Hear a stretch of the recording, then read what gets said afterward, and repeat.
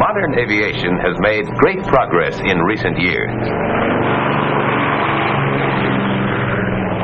Huge airliners carry into the sky each day an ever larger tonnage of cargoes and passengers. Jet propulsion has made possible extremely high speed.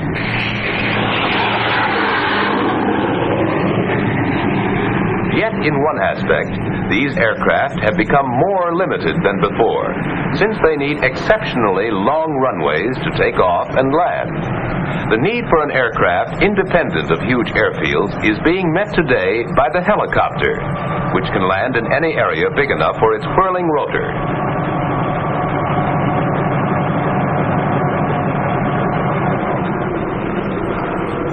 Helicopters are being used today for a wide variety of jobs, which can't be handled by other aircraft.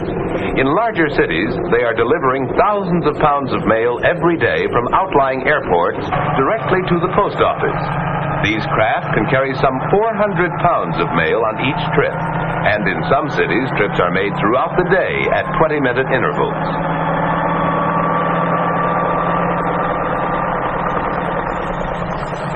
Flying over city traffic, the helicopter can land directly on the roof of the post office itself, in a fraction of the time needed by mail trucks, thus greatly speeding the delivery of mail. Helicopters have found important uses in the country, too, where they are used for dusting crops, which would be damaged by ground equipment. The helicopter's great maneuverability makes it possible to spread dust over every corner of the field, no matter how irregular it may be.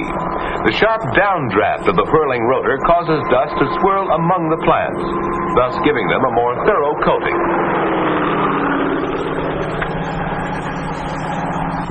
The helicopter's slow speed makes it useful for any kind of air search, and especially for inspections of such things as power lines and pipelines.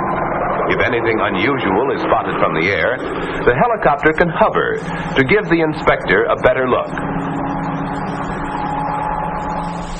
Equipped with pontoons, the helicopter can land on water and can penetrate swamps which were previously inaccessible.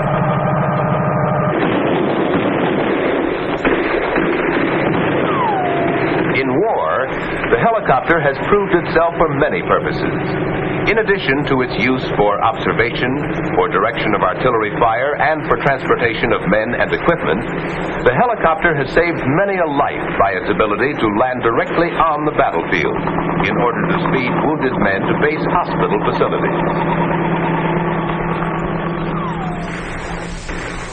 But all these values will eventually be secondary to the helicopter's use as a passenger vehicle. Combining its ability to fly with the automobile's ability to go directly to and from its destination, this versatile craft is almost unlimited in the variety of uses to which it can be put. To understand the helicopter, let's first see what makes an ordinary airplane fly. It isn't the propeller which lifts the airplane off the ground. For example, jet airplanes can fly without propellers. But all ordinary aircraft must have forward speed to fly, and this forward speed is provided by the propeller. The reason speed is necessary lies in the shape of the airplane's wing. A careful examination will show that the wing has been designed so that its upper surface is more curved than its lower surface. Therefore, the distance from the front to the back of the wing, measured along the lower surface, is less than the distance from the front to the back, measured along the upper surface.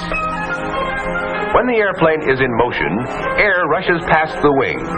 The air passing the upper surface moves a longer distance in the same time as the air passing the lower surface, and therefore moves past the upper surface faster. This difference in air speed increases as the airplane itself moves faster and creates a partial vacuum along the upper wing surface. The normal air pressure under the wing lifts it into this partial vacuum, which enables the airplane to fly. At first glance, a helicopter seems to be able to fly without wings. Actually, however, the rotor blades of a helicopter are shaped much like the wings of an airplane. The upper surface of the rotor blade is more curved than the lower surface. When the rotor turns, air moves past it in much the same way that it moves past the wing of an ordinary plane. Thus, there is no need for the helicopter itself to be moving. When the blades move fast enough, they provide the lift necessary to raise the helicopter off the ground and permit it to hover. Thus, helicopters are called rotary wing aircraft, while conventional airplanes are called fixed wing.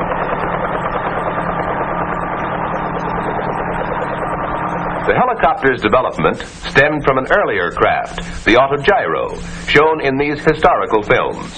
It required a propeller for power, since the rotor was freewheeling and couldn't hover.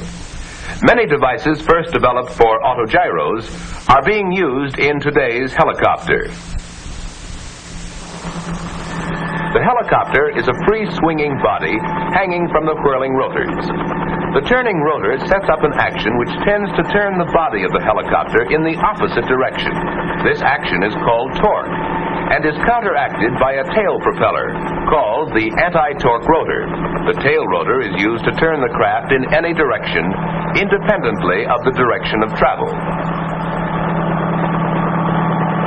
To understand how forward movement is accomplished, let's see what happens with a toy rotor like this. If you hold the rotor flat, it will fly straight up.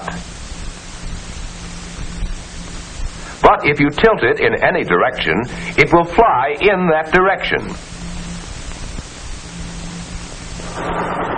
A helicopter rotor works the same way.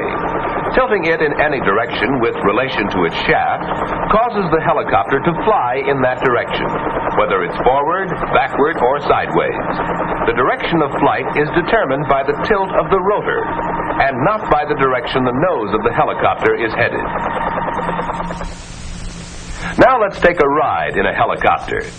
While the controls are comparatively simple, a helicopter pilot must be as thoroughly trained as the pilot of any other type of aircraft.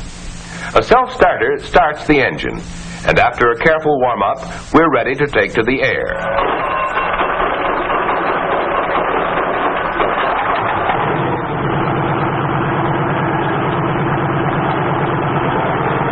The collective pitch control, whose handle is also the throttle, determines the amount of lift which the rotor provides. Once in the air, the pilot uses foot pedals, which control the tail rotor to turn the machine in the direction he desires. The stick in front of the pilot controls the angle between the spinning rotor and its shaft. When the stick is moved in the direction the pilot wants to travel, the helicopter is on its way. Flying a helicopter is quite a different experience from flying a fixed-wing craft. Although this craft can cruise at about 85 miles an hour, there's no need to maintain airspeed, so there's time to look around. Should the engine fail, the rotor would act much like a parachute to permit an emergency landing. But of course, most landings are with power. There are a number of different kinds of helicopters being flown today. Some are designed with two rotors, which turn in opposite directions. Each rotor counteracts the torque action of the other, and thus eliminates the need for an anti-torque tail rotor. Twin-rotor helicopters have been built large enough to carry 16 persons, with a gross weight of more than 14,000 pounds.